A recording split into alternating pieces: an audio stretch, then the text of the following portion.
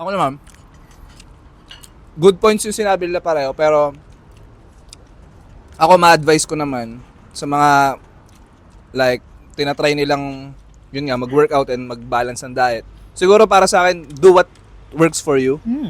Kumbaga, Exactly. huwag kayo masyado ma-pressure sa iba, lalo na syempre social media age, 'di ba?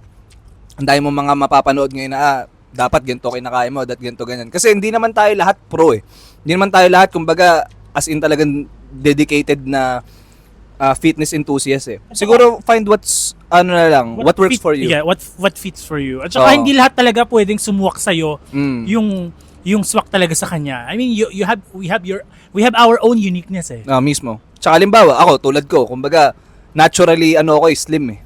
Kumbaga, ako naman ang diet plan ko naman, kailangan ko mag-intake ng carbohydrates. Hindi lang protein, kailangan balance yung carbohydrates ko tsaka protein. Which is, yun nga, find what works for you. Kasi hindi ko pwedeng sabihin na, ito yung diet ko, kailangan ganito gawin mo. Wag niyong i-compare yung sarili niyo sa iba. Kailangan humanap kayo ng, kumbaga, pag-aralan niyo rin, hindi yung lahat ng nakikita niyo. Kasi, mahirap yung nakabase kayo sa, hindi porket yung nakita niyong idol niyo is maganda katawan. Ano kayong ginagawa Pero you know nito? what, Ito?